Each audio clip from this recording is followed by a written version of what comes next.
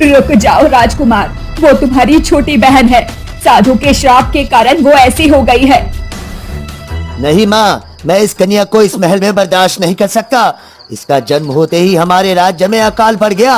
मैं इस कन्या को पानी के बहाव में बहा कर ही आऊंगा। रुक जाओ राजकुमार, ऐसी गलती मत करो।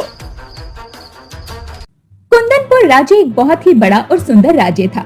वहाँ राजा कुंदन सिंह राजपाट की भाग दौड़ संभाला करते थे। राजा की बहुत ही सुंदर और सुशील रानी सुगंधा से विवाह हुआ था। सुगंधा की 2 संतानें थी, राजकुमार धनुष और राजकुमारी पुष्पा। राजकुमार धनुष अपने नाम की तरह धनुष विद्या में काफी निपुण थे। एक दिन एक साधु राजमहल के रास्ते से गुजर रहे थे। तभी उन्होंने सोचा, चलो जाते जाते राजा कुंदन सिंह से मुलाकात करके जाते हैं।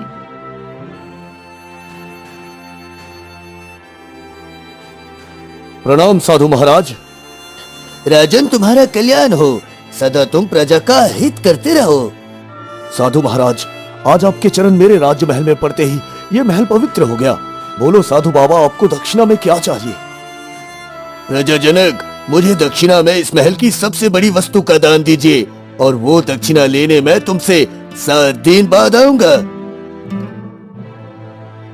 ऐसा बोलकर वो साधु राजमहल से चला जाता है। इस महल की सबसे बड़ी वस्तु का दान? आखिर महल में सबसे बड़ी वस्तु कौन सी है? मुझे 7 दिन में पता लगाना ही होगा, वरना अनर्थ हो जाएगा। राजा ये सब सोच ही रहे होते हैं कि तभी मंत्री उग्रसेन वहाँ आ जाते हैं। क्या हुआ महाराज? आज आप काफी ज्यादा परेशान और भयभीत लग रहे हो।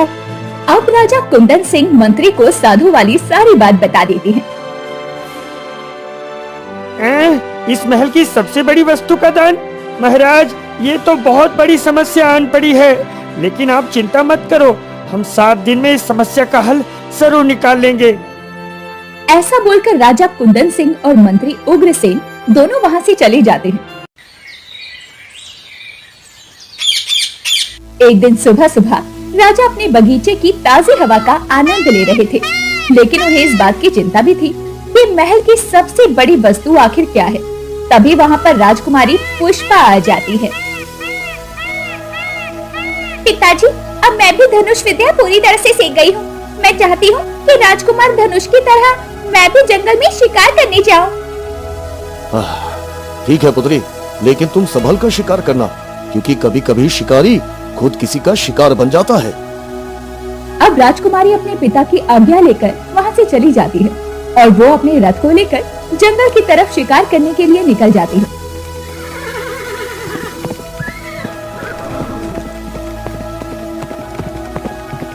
इधर पड़ोसी राज्य के राजकुमार विराट भी उसी जंगल में शिकार करने आए हुए थे।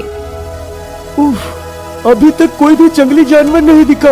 अगर आज एक भी शिकार हाथ नहीं लगा तो मैं इस जंगल में कभी नहीं आऊंगा।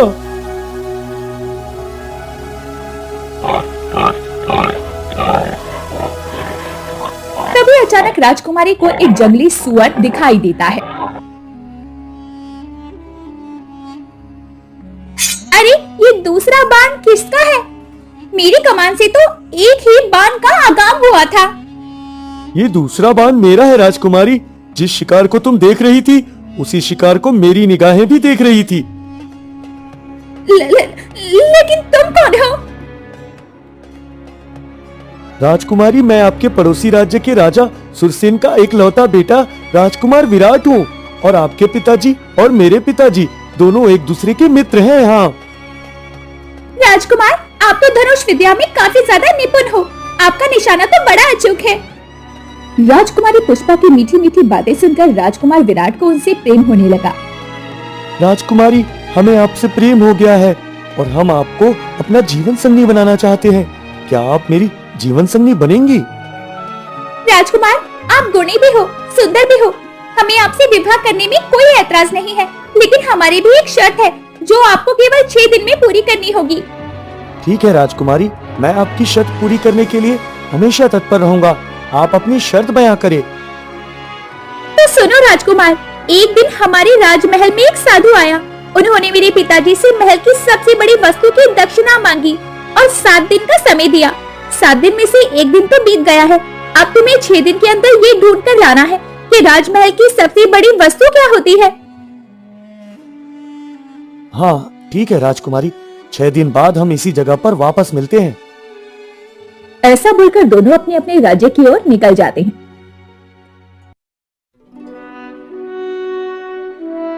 इधर राजकुमारी महल आकर राजा कुंदन सिंह को राजकुमार विराट वाली सारी घटना बता देती है। पुत्री, अगर राजकुमार विराट ये शर्त पूरी कर लेते हैं तो मैं खुशी खुशी तुम्हारा विवाह उनसे करा दूंगा। इधर राजकुमार विराट भी अपने राजमहल पहुंच जाते हैं।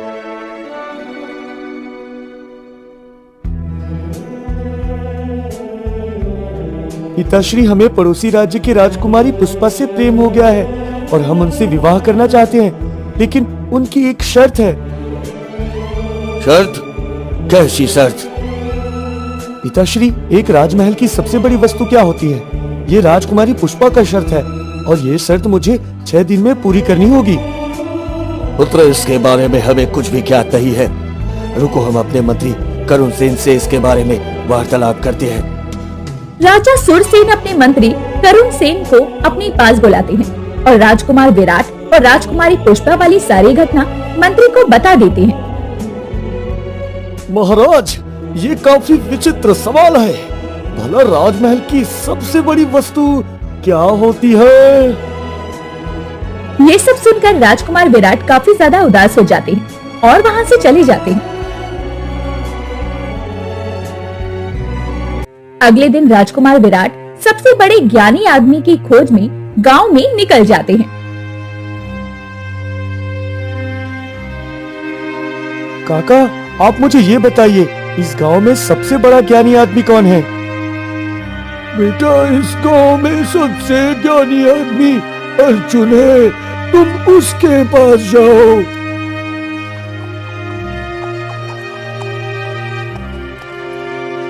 अब राजकुमार चलते चलते अर्जुन के घर पर आ जाते हैं।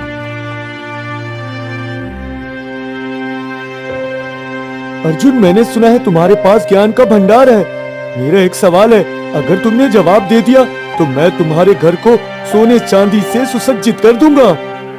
राजकुमार, मुझे कुछ नहीं चाहिए। किसी भी समस्या का हल निकालना ये तो मेरा धर्म है। आप अपने सवाल का उच्चारण करें। अच्छा ठीक है अर्जुन, तुम मुझे ये बताओ कि राजमहल की सबसे बड़ी वस्तु कौन सी होती है? मुझे माफ करें राजकुमार, इस सवाल का जवाब मेरे पास नहीं है। राजमहल की सबसे बड़ी वस्तु कौन सी है, ये सिर्फ एक राजा ही बता सकता है या पूछने वाला ही बता सकता है। अब राजकुमार फिर निराश होकर वहाँ से चले जाते हैं। 5 दिन और बाकी है।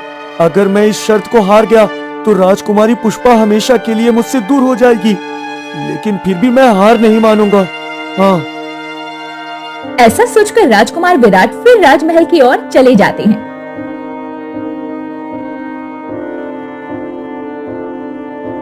क्या हुआ पुत्र? मैं तुम्हें 2 दिन से देख रही हूँ। ना तो तुम भोजन सही तरीके से कर रहे हो और ना ही किसी से बात कर रहे हो। क्या हुआ है, मुझे बताओ। माताश्री, मुझे एक शर्त ने बेचैन कर रखा है।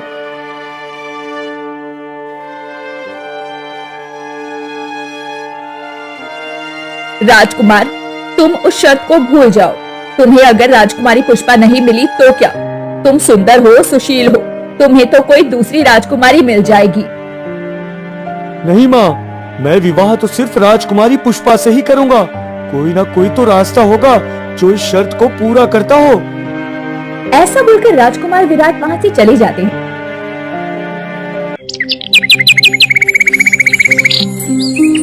अगली सुबह राजकुमार विराट जल्दी ही महल से निकल जाते हैं। अब चाहे कुछ भी हो जाए, इस शर्त वाले सवाल का जवाब ढूंढकर ही राजमहल वापस लौटूंगा। हाँ।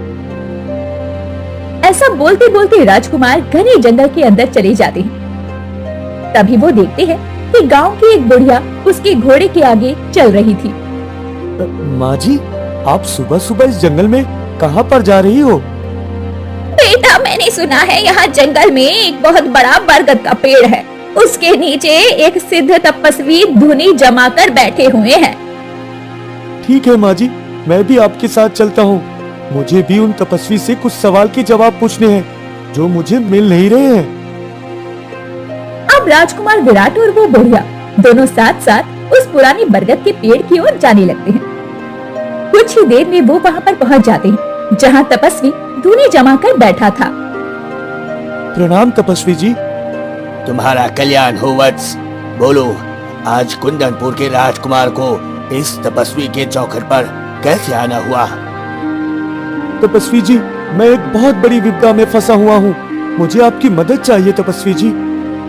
बोलो राजकुमार, आखिर मैं तुम्हारी किस प्रकार मदद कर सकता हूँ? अब राजकुमार तपस्वी जी को शर्त वाली सारी घटना बता देते हैं। तुम्हारे शर्त का जवाब मेरे पास है, लेकिन उससे पहले मैं तुमसे एक चीज लेना चाहता हूँ। जी तपस्वी जी। तुम इस जंगल की सबसे बड़ी वस्तु ढूंढकर मेरे पास लेकर आओ। अगर ये वस्तु तुमने ढूंढ ली तो तुम्हें भी ये पता चल जाएगा कि राजमहल की सबसे बड़ी वस्तु क्या है। जाओ राजकुमार, जाओ। और हाँ, एक बात याद रखना, ये जंगल मायावी है। तुम्हें कैसे भी करके माया जाल से नहीं फंसना है, और अगर एक बार माया जाल में फंस गए तो तुम हमेशा के लिए इस जंगल में कैद हो जाओगे।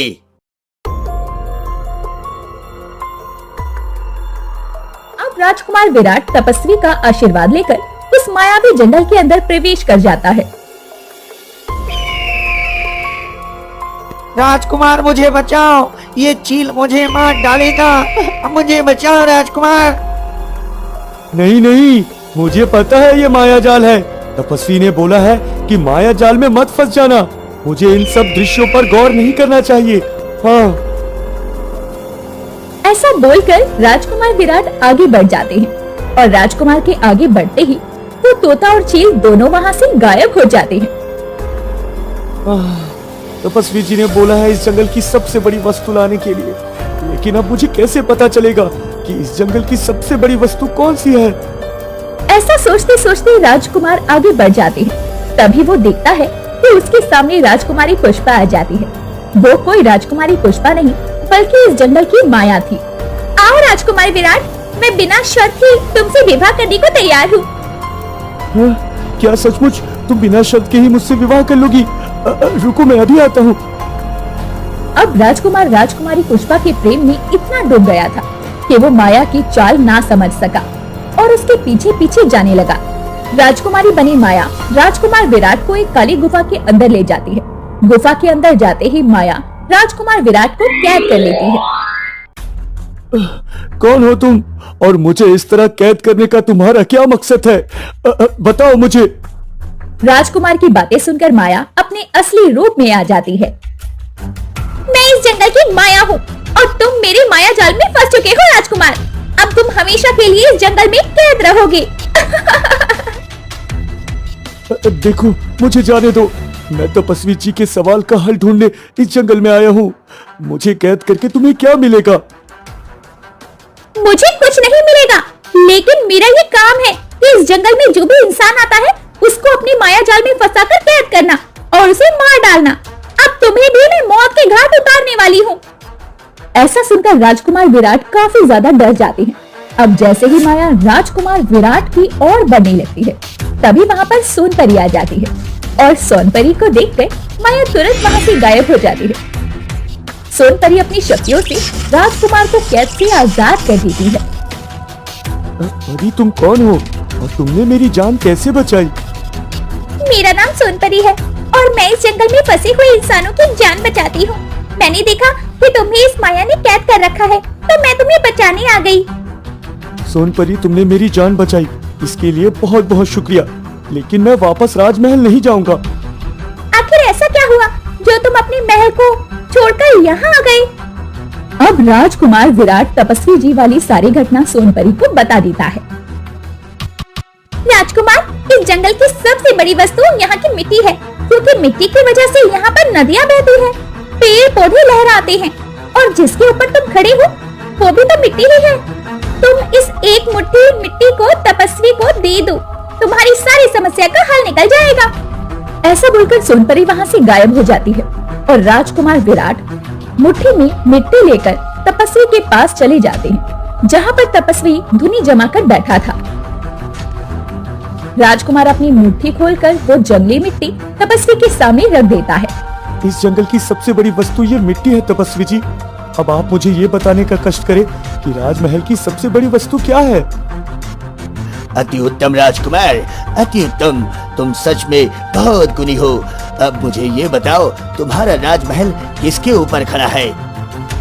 तपस्वी जी, राजमहल धरती के ऊपर खड़ा हुआ है, क्योंकि धरती के बिना तो राजमहल का कोई अंश नहीं है। तो राजकुमार, अब तुम्हें पता चल गया होगा कि राजमहल की सबसे बड़ी वस्तु क्या है। वहाँ की मिट्टी ही वहाँ की सबसे बड़ी वस्तु है राजकुमार। शुक्रिया तपस्वी जी, शुक्रिया। आपने आज मेरे जीवन की सबसे बड़ी समस्या का हल किया है। मैं आपका ये एहसान जिंदगी भर नहीं भूलूंगा तपस्वी जी, जिंदगी भर नहीं भूलूंगा। ऐसा बोलकर राजकुमार विराट राजमहल की ओर लौट जाते हैं। राजमहल आते ही राजकुमार विराट सबसे पहले राजकुमारी को संदेशा भिजवाते हैं और उन्हें फिर से उसी जंगल में आने के लिए कहते हैं। इधर से राजकुमारी पुष्पा और उधर से राजकुमार विराट दोनों जंगल की तरफ निकल जाते हैं।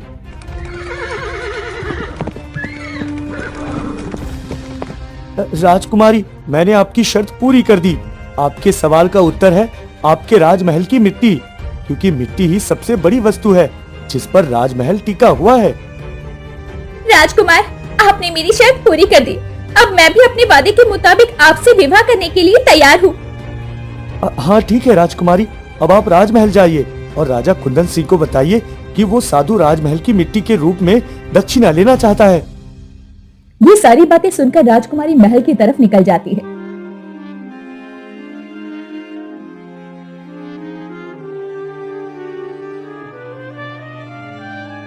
पिताजी, मैंने आपकी चिंता का हल ढूंढ लिया है। इस राजमहल की सबसे बड़ी वस्तु यहाँ की मिट्टी है और इस सवाल का हल राजकुमार विराट ने ढूंढा है। वाह पुत्री वाह, तुमने मेरी सारी चिंता दूर कर दी। अब मैं चाहता हूँ कि तुम राजकुमार विराट से ही विवाह करो। अब जैसे ही 7 दिन पूरे होते हैं, वो साधु फिर राजमहल आ जाता है। राजन, मुझे मेरी दक्षिणा दो। मैंने जितना समय आपको दिया था वो पूर्ण हो गया है। जी साधु महाराज, आपकी दक्षिणा तैयार है। ऐसा बोलकर राजा एक मुट्ठी राजमहल की मिट्टी साधु महाराज को दे देते हैं। ये लो साधु महाराज, राजमहल की सबसे बड़ी वस्तु। वाह राजन, तुमने मुझे दक्षिणा देकर प्रसन्न कर दिया। मैं मान गया कि इस संसार में जहाँ ठोकर लगती है वहाँ बुद्धि जरूर आती है। हाँ, ऐसा बोलकर साधु महाराज वहाँ से चले जाते हैं। इधर राजकुमारी पुष्पा भी अपने वादे के मुताबिक राजकुमार विराट से विवाह कर लेती है और दोनों खुशी खुशी राजमहल में रहने लगते हैं।